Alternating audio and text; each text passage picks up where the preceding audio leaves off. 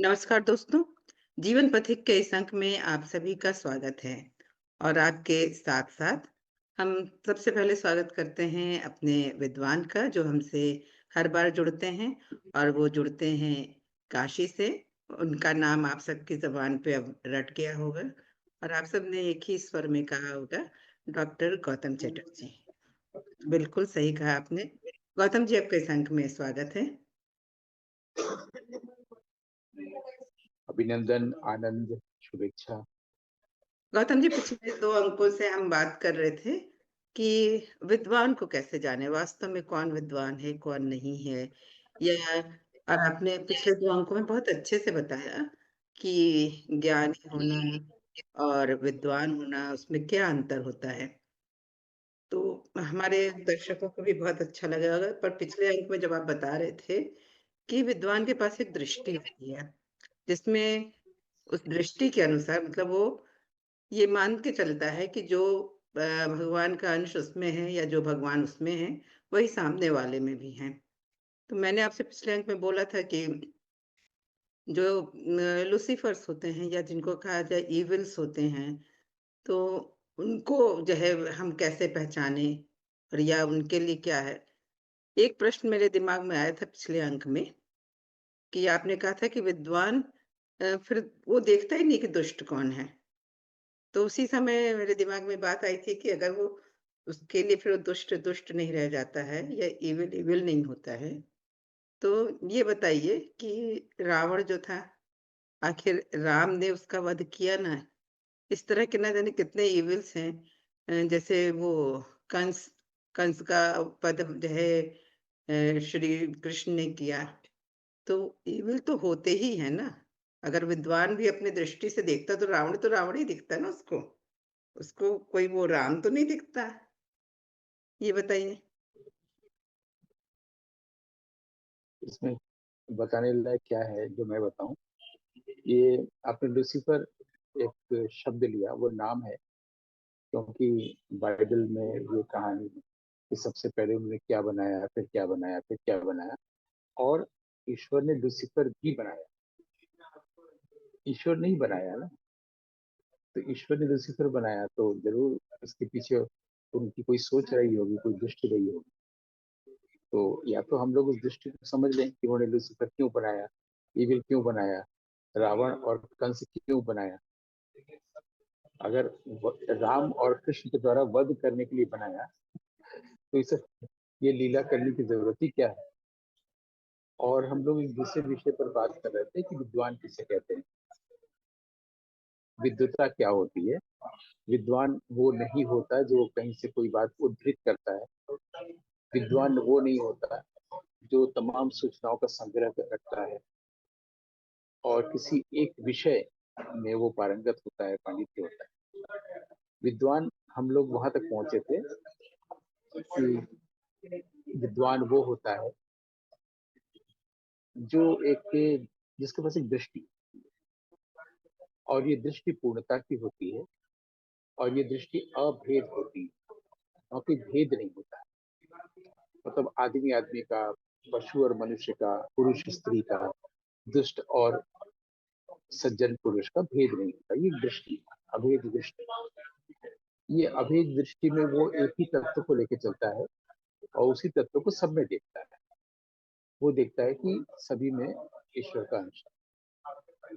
तो इसमें सवाल ये बन सकता है कि आखिर जो इविल होता है वो नुकसान तो करेगा ना, जो गुडनेस है। बहुत आपके सवाल का जो ध्वनित सार है, जो कॉनोटेशन है, जो उसमें साउंड हो रहा है, वो यही है कि कोई एक इविल है, वो एक संत को परेशान करेगा। जिसके लिए मैंने कहा था कि तुलसीदास जी ने मानस में सबको प्रणाम किया है। भरत मुनि ने कहा है कि जर्जर की पूजा करनी होगी, तभी नाटक होगा, दीर्घ नहीं पड़ेगा। ये सब है। तो आपके प्रश्न का सारांश ये है कि अगर इविल है, कोई सेंट है, जेंटलमैन है, उसका नुकसान तो करेगा ही। इसका उत्तर आप ही की तरह से हम दे सकते हैं, जैसे आपने कंस और रावण का दिया कि जो आंगुली माल था बुद्ध के समय में, वो एक एक व्यक्ति की हत्या करके और उसके सिर की माला बना के पहनता जा रहा था। लेकिन और दूसरी तरफ जो थे जेंटलमैन जगह कहा जाए, वाइज मैन कहा जाए, सेंट का वो बुद्ध थे, और दूसरी तरफ इविल ये अंगुलीमाल थे। तो अंगुलीमाल बुद्ध का सिर क्यों नहीं काट पाए? और ऐसा भी नहीं कि उनको पता भी नहीं था कि कोई बुद्ध जैसा कोई आदमी है, कोई संत है, और मुझसे अरे ये तो छूट गया इसका सिर, ऐसा भी नहीं था। उसने तो प्रण किया था कि मैं अब अगला जो सिर है वो बुद्ध का, वो मैं काटूंगा। और दोनों आमने सामने हुए, बुद्ध भी और आंगुलीमल भी। आंगुलीमल में पूरी ताकत थी, बुद्ध के पास कोई प्रत्यक्ष ताकत नहीं थी। और आंगुलीमल ने ही कहा कि तुम भाग क्यों रहे हो डर के? बुद्ध ने कहा मैं तो जहाँ हूँ वहीं खड़ा हूँ, तुम भी भाग रहे हो। फिर आंगुलीमल में चेंज हो गया, क्योंकि बुद्ध आंगुलीमल में शैतान या दुष्ट लूसीफर को देख ही नहीं रहे थे। तो ये भी हम लोग के सामने है। और आपने जो उदाहरण दिया कंस और रावण का, वो कहानी है, किसी बात को कहने के लिए प्रतीक तथा चरित्र को सामने रखा गया। और मैंने जो कहा ये एक ऐतिहासिक घटना है, ऐसा हुआ है ना? दोनों में ये फर्क है कि एक साफ साफ वाल्मीकि कह रहे हैं कि मैं एक कहानी लिख रहा हूँ, कथा लिख रहा हूँ, रामायण लिख रहे हैं। और वेद व्यास जो है वो कह रहे हैं कि मैं भी एक कहानी कथा शुरू कर रहा हूँ, एक महाकाव्य शुरू कर रहा हूँ। उसमें तो कथा गद्य जैसे शब्द नहीं थे, काव्य था। तो उन्होंने महाभारत लिखा, इसमें कहानी है। लेकिन मैंने जो उदाहरण दिया आपके उदाहरण के ही तर्ज पर, तो वो तो हम लोग को सबको यही बताया गया है कि ऐसी घटना घटी थी, और उस समय से घटनाओं को लोग दोहराते आ रहे हैं, इसलिए हम लोगों तक भी एक बात पहुंची है, बुद्ध और आंगुलीमल वाली। तो ऐसा ये तो तथ्य है। इसका मतलब है कि ये जो हम कह रहे हैं कि विद्वान जो होता है, जिसका चरित्र संत जैसा होता है, वो वाइज मैन होता है, उसके पास ये दृष्टि होती है, और उसकी दृष्टि उसकी ताकत होती है। ये सिद्ध हो रहा है इस वाली घटना या इस वाले उदाहरण से। ऐसे बहुत बहुत आपको मिल जाएगा जिसमें कि कोई दुष्ट है और वो किसी संत को परेशान करने आया है, कोई इवन, और वो फिर चेंज हो गया है। ऐसा नहीं कि सिर्फ कहानी बनाने के लिए ऐसा किया गया है, ऐसी सचमुच में वो चेंज हुआ है, और उसने उस महापुरुष के चरणों पे अपना माथा रख दिया। हम लोग बचपन में ही इस बात को कई कई ऐसी घटनाओं के बारे में सुना, जिसमें एक था कि कबीर साहब जो थे वो अपना बुनकर थे, अपनी साड़ी वाड़ी निकाल रहे थे, तो एक पीस उन्होंने निकाला होगा, तो चार पांच लड़के आए और छेड़ने के लिए उन्होंने कपड़े को आधा आधा फाड़ दिया, तुरंत तुरंत नया निकला। तो कबीर साहब ने फिर उसको देखा और फिर वो अपना काम करने लगे। तो लड़कों ने क्या किया कि उसको फिर और आधा कर दिया, पांच छह बार वो फाड़ते ही चले गए उनके काम को। लेकिन मेरे को किसी भी तरह की कोई मानसिक विकृति नहीं हुई, कोई विकार नहीं आया। और वो सारे लड़के जैसे कि होता ही मोहल्ले में दुष्ट लड़के होते हैं, शैतान होते हैं, तो फिर वो सब पाँव पे गिर पड़े। ये सारी चीजें बताई गई हैं। फिर ऐसा भी हुआ है कि कई बच्चे खेल रहे थे, और वो लोग देखे कि आसपास जो होते हैं योगी साधु साधु पुरुष लोग रहते हैं, उनमें कुछ लड़कों को अचानक शरारत सूझी। बोला आओ देखा जाए कि सही में ये कुछ जानता है कि नहीं, या यूं ही दाढ़ी बाल बढ़ा के वो लोग बैठे होते हैं। वो लोग उनके इलाके में चले गए। एक साधु था, साधु योगी जो भी सब लड़के, उसमें से एक लड़की को लोग महिला बना के लिए, और लड़की और जाके बोला कि देखिए आप तो योगी हैं, तो बताइए इनका जो इनके गर्भ में जो है वो जो लड़का होगा कि लड़की, आप अंतर्यामी है बता दीजिए। तो योगी ने आंख बंद किया, अब समझ में आ गया कि ये सब पता नहीं कर रहे हैं। तो उन्होंने वहीं पर एक वो था जो पहले कर्कश बाण होता था, उसको बच्चों को उसकी तरफ फेंका। अब वो तेजी से आने लगा, बच्चे डर के मारे भागे। अब भागते जा रहे हैं, पीछे से वो आता जा रहा है। तो बीच में ठहर के किसी से पूछा कि क्या करें हम लोग, कैसे बचे? बोला इसको, ये तुम लोग बच नहीं पाओगे, तुम लोगों ने किसी संत को छेड़ा है, और इसको किसी भी तरह से तुम लोग सब लोग मिलकर पकड़ लो, और उसका एकदम चूर्ण बना दो, चूरा, और सबको पानी में बहा दो। तो लोगों ने उसको ऐसा ही किया, अपने अपनी प्राण रक्षा के लिए उसका पूरा एकदम पीस पीस करके चूरा बना के पानी में डाल दिया। लेकिन हुआ ये था कि ऐसा करने में भी एक छोटा सा नुकीला सा कांटा जैसा चीज वो छूट गया। कई बार हम लोग की उंगली में लकड़ी का कोई एक छोटा सा पीस रह जाता है जो चुभ जाता है, तो थोड़ा सा उनकी गिरा, जमीन पर रह जाता है। वो फिर हवा चली थी, उड़ा था, उड़ते उड़ते जो है जरा नाम के बहलिए के पास पहुंच गया था। उसको लगा था बड़ा नुकीला है, बहुत काम का है। उसने फिर तीर के आगे उसको लगा दिया था।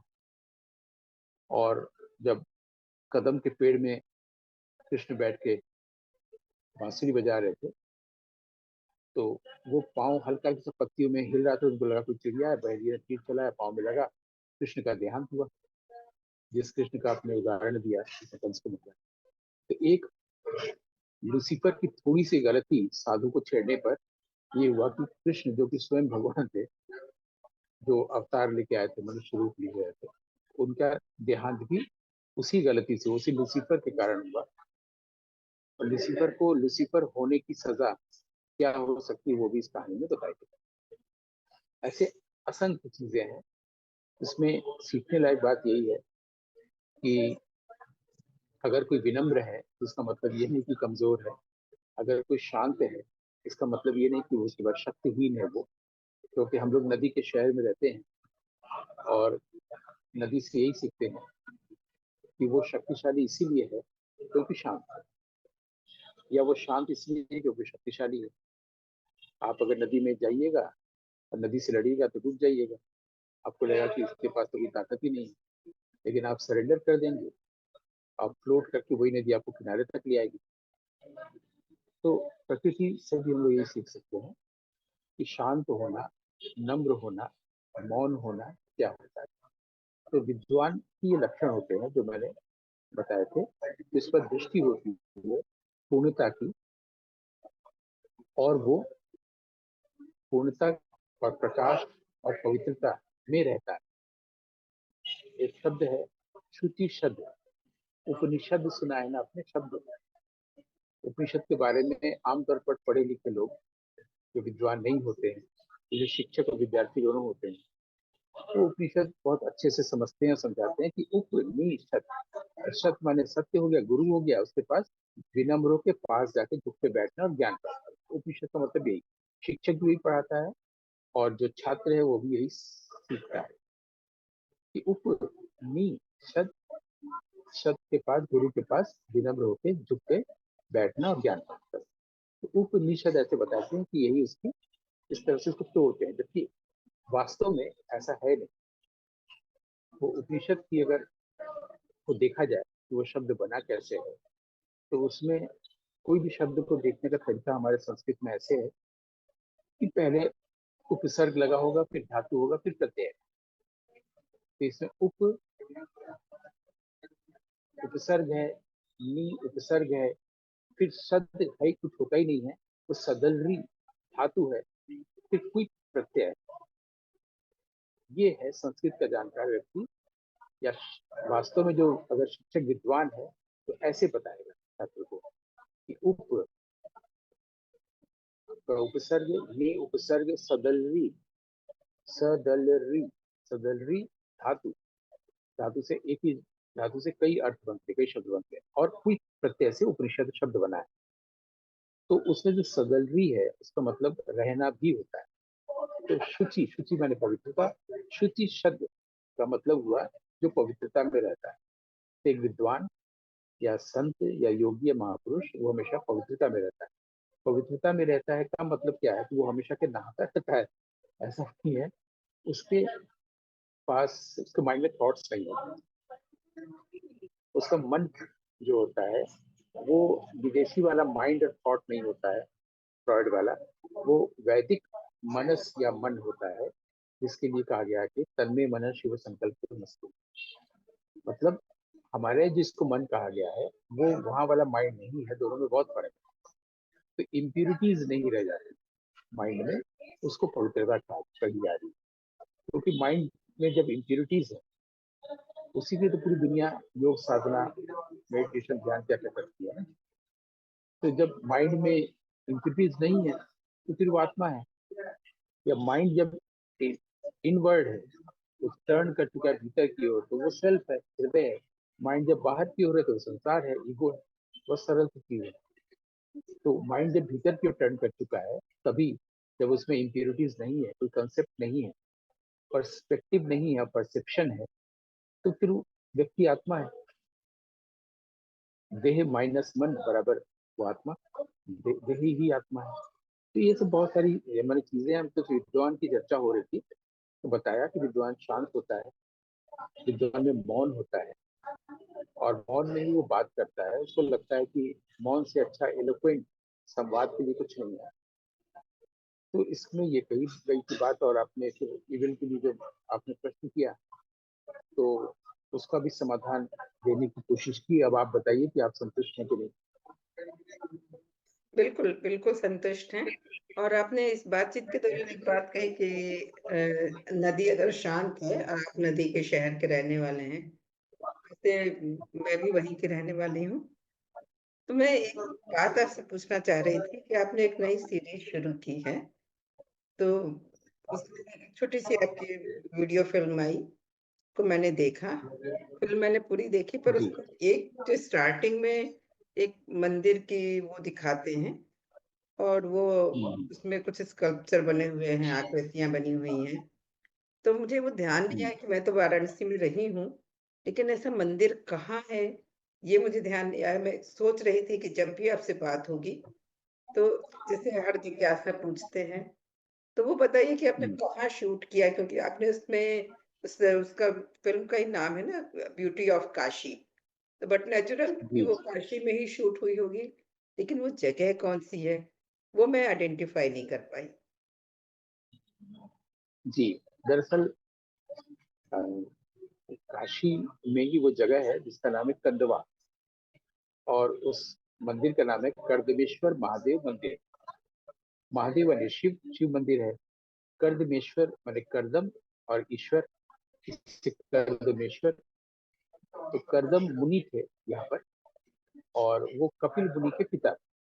कपिल मुनि को दर्शन के विद्यार्थी लोग जानते हैं कि वो सांख्य के विद्वान थे।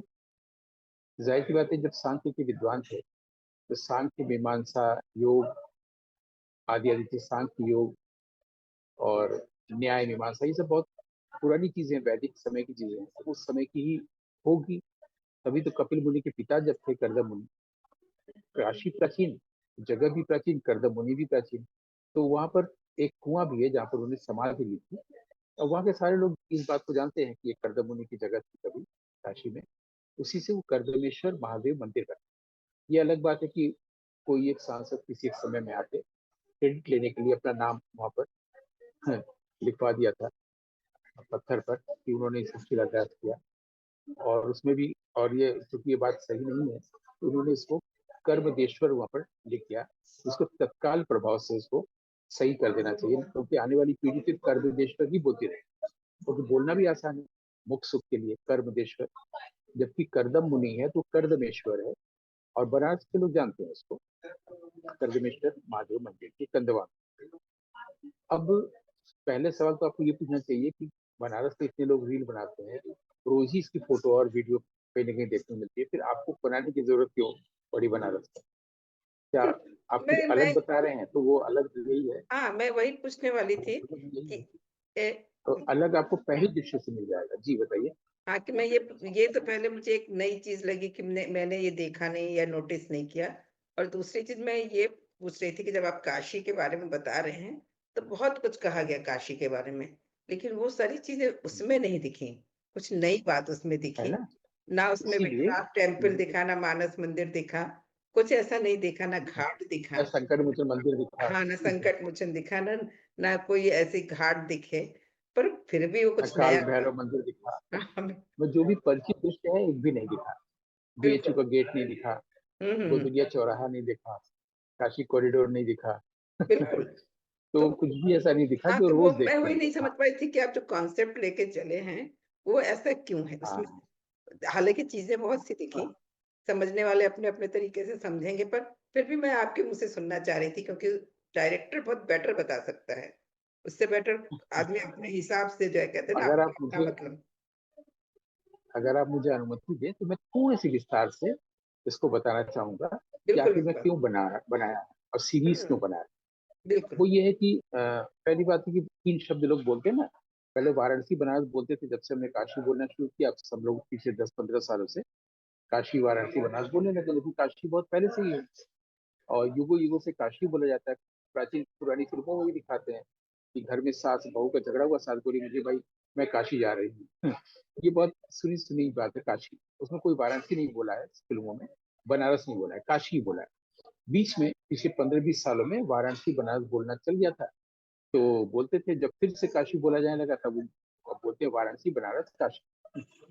ये ऐसा लगता है जैसे हैदराबाद सिकंदराबाद, हर शहर में दो दो नाम होते हैं ना, या जैसे भोपाल में भी है, तो उसी तरह से वो लोग सोचते हैं। तो इसके बारे में हम आपको किसी एक एपिसोड में कभी बता चुके थे कि ये वैदिक समय में ये आनंद का आनंद था, फिर काशी हुआ, फिर वाराणसी बनारस कैसे हुआ।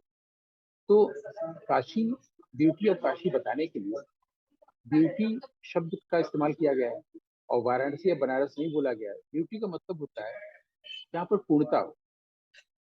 आप जब कभी सनसेट देखिए तो वो एक पूरा ऑरेंज गोल्ड दिखता है, पूरा है इसीलिए अच्छा लगता है ना। तो कहीं ना कहीं पर बाकी जो इमेजेस लोग देख रहे हैं पूरे विश्व के लोग बनारस के बारे में, वो पूरा नहीं है ना। वो आजकल तो रील का जमाना आ गया है, सब लोग कह रहे हैं बनारस आइए तो पहले काल भैरव मंदिर देखिए, फिर ये कॉरिडोर देखिए, फिर आप मलाइयो खाइए, फिर यहाँ पर काशी चाट मंदिर खाइए, फिर डोसा खाइए, ये घूमिए अच्छे से जाइए। तो पूरी दुनिया सोचती है यही है, चली आ रही है, तो पूरा नहीं हो रहा है। वो आप एक बहुत बड़े फलक को बहुत छोटा सीमित कर दे रहे हैं। तो जब वो पूरा होगा तब ब्यूटी आएगी। तो काशी का जो सौंदर्य है इसकी पूर्णता में है, और वो बनारस का वाराणसी का सौंदर्य नहीं, वो काशी का है। ये दो चीजें बताने के लिए शुरू किया गया है। और चूंकि हम इमेज के रूप में बता रहे हैं, और वो इमेज किसी कैमरे से जो लिया जाने वाला वीडियो या स्टिल नहीं है, वो सिनेमेटोग्राफिकली कहा जा रहा है। सिनेमेटोग्राफी कहने का मतलब है कि जो वीडियो है उसके पीछे प्रतीकों में कुछ कहा जा रहा है। ये हुआ इसका पूरा टाइटल, ब्यूटी ऑफ काशी सिनेमेटोग्राफिकली, हर शब्द का मतलब। अब वो जो शुरू में दिखाया जा रहा है, वो यहाँ के लोग जानते हैं कि कंदवा में कर्दमेश्वर महादेव मंदिर, ये जानते हैं, लेकिन ये प्रोमिनेंटली इसके बारे में इसको ये इस पर ध्यान नहीं है।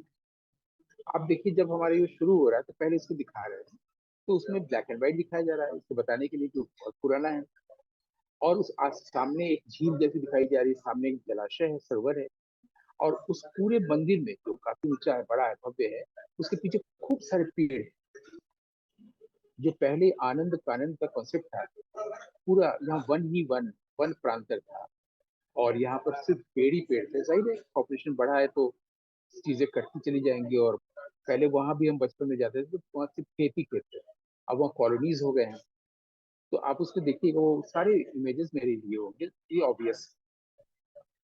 तो उसमें आप देखिएगा कि एक जलाशय है, मंदिर है, और पेड़ वेड़ है, उसको देख के लग रहा है कि हम प्राचीन काशी में प्रवेश करें, इसलिए शुरू में इसको रखा गया। अब अगर वो प्राचीन है तो वो भी विश्वनाथ मंदिर है, महादेव का मंदिर है, तो उसका सिग्निफिकेंस क्या है।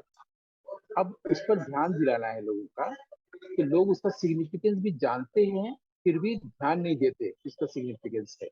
कैसे है कि हमारे यहाँ बनारस और काशी का एक और नाम है, वो है पंचक्रोशी।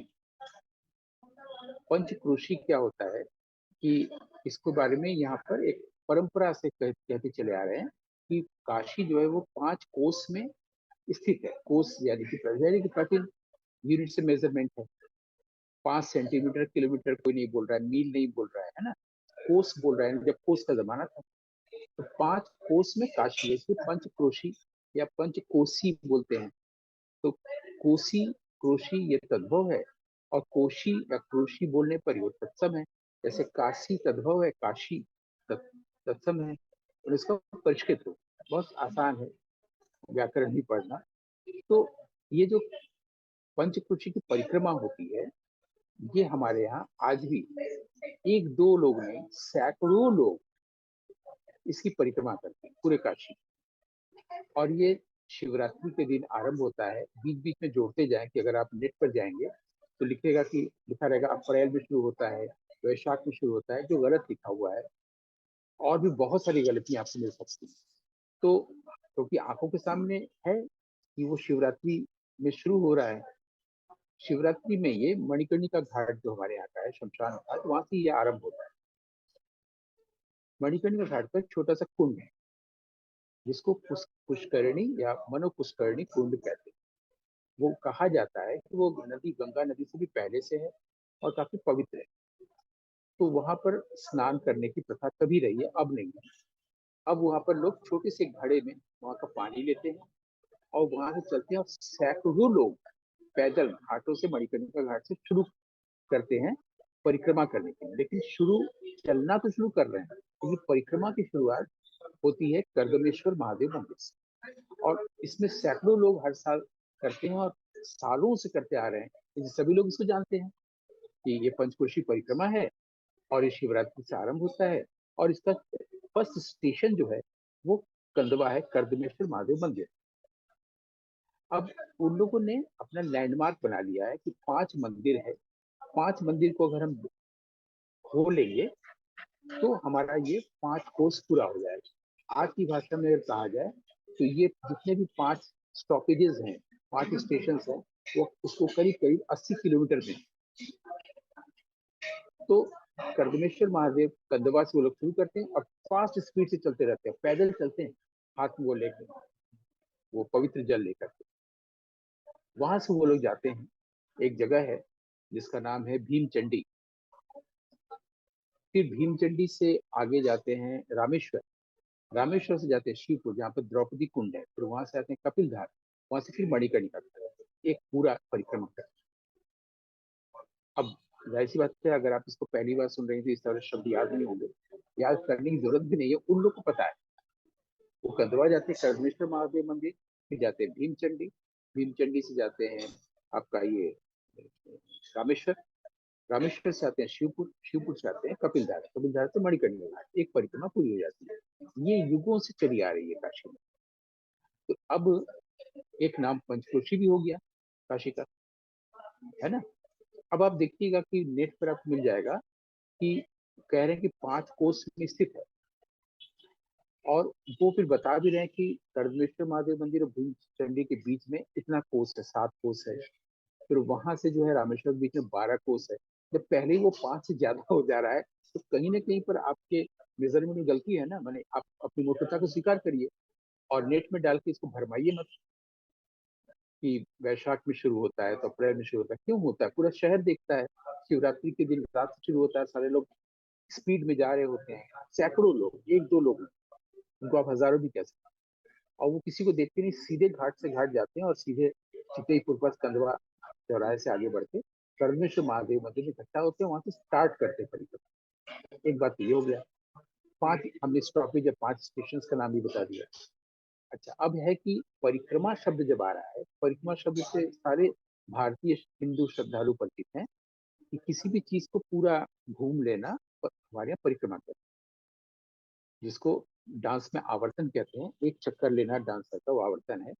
वैसे ही आप हमारे केदार मंदिर जाइए, विश्वनाथ मंदिर जाइए, तो मंदिर आपको अगर स्क्वायर भी है या इस तरह से बना हुआ है, बीच में जो विग्रह है उसके चारों ओर तो 4 वो होंगे ना।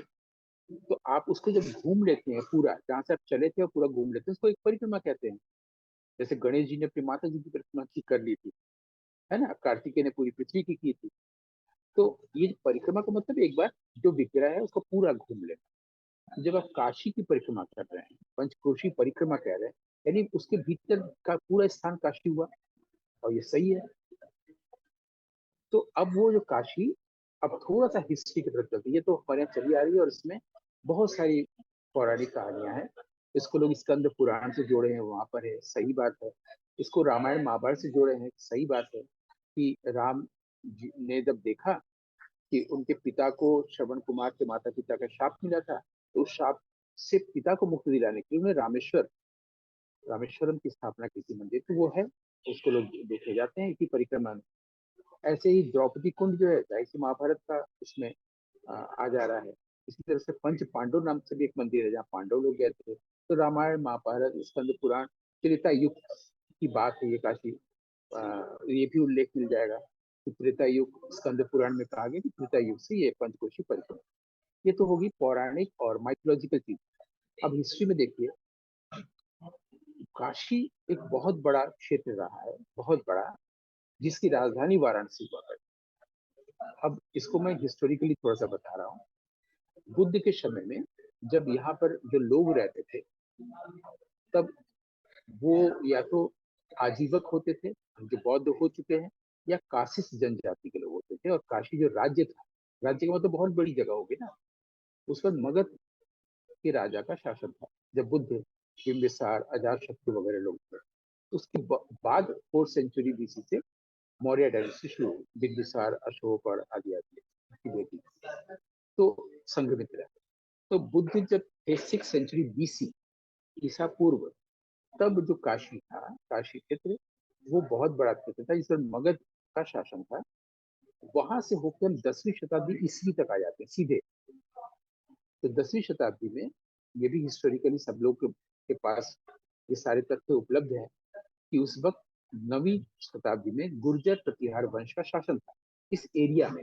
वो एरिया कहाँ से कहाँ तक था? कन्नौज से गोरखपुर था। और उस एरिया में गुर्जर प्रतिहार, उसके पहले पाल डायनेस्टी था, उसके बाद जो आया वो था गहरवाल पीरियड। उसमें कई राजा हुए। उसमें चंद्रदेव नाम के राजा थे जो कला प्रेमी थे। उन्होंने जब देखा ये कर्दमेश्वर महादेव मंदिर थोड़ा थोड़ा ढह रहा है, तो इसको रेनोवेट कराया था, जीर्णोद्धार कराया था। इससे पता चल जाता है कि उस वक्त का है। और पहले कैसे हम लोग जाए कि शंकराचार्य जब हुए तो उन्होंने पूरे भारतवर्ष में शिव मंदिर और शैव मठों की स्थापना की। इसको भी पूरा देश जानता है। तो वहां से शिव मंदिर शुरू हुआ। तो अगर हम इसको 7वीं 8वीं शताब्दी मानते हैं, अधिकतम 7वीं शताब्दी तक जा सकते हैं, या 8वीं शताब्दी जब शंकराचार्य हुआ, 8वीं शताब्दी ये मंदिर हुआ होगा। उसके बाद 10वीं शताब्दी में जीर्णोद्धार कराया। ये ऐतिहासिक तथ्य है ना। अब उस वक्त का ये मंदिर है। और उसके बाद 9वीं 10वीं 11वीं शताब्दी में भारतवर्ष के सारे हिंदू मंदिर तोड़े गए, लाइब्रेरियां जला दी गई। तो काशी में तो सारे तोड़ दिए गए थे। तो ये बचा रह गया तो इस पर निगाह नहीं पड़ी, वो इतने पेड़ों से घिरा हुआ था कि कोई सोच नहीं पाया कि जिसको उनके पास भी शायद उस वक्त के नेट से गलत सूचना चली गई थी कि इतना ही बनारस है। तो वो लोगों ने सारे मंदिर तोड़ दिए, लेकिन उनको भी पता नहीं था कि बनारस वाराणसी इतना विशाल है, ये काशी क्षेत्र है। और काशी क्षेत्र में यहाँ भी एक मंदिर है, वो तोड़ने से बेचारे भूल गए, उनसे चूक हो गई। और वो 8वीं शताब्दी ईस्वी का मंदिर अभी तक है, जो हमारे नए सारे मंदिरों जो बाद में बनाए गए उससे पहले है। तो इसको लोग जानते हैं, पंचकोशी परिक्रमा से जुड़े लोग। और कंदवा है, कर्दमेश्वर महादेव मंदिर, सब लोग जानते हैं, आज भी वहां पर है, सुंदर ढंग से विशाल है, भव्य है।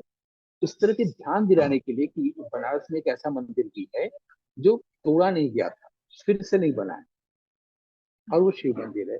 तो इस तरह इसका सिग्निफिकेंस को बताने के लिए मैंने इसे बताया। उसको वहां से हमने आरंभ किया। ड्यूटी वहां से शुरुआत होती है जिसमें सब कुछ समाहित है।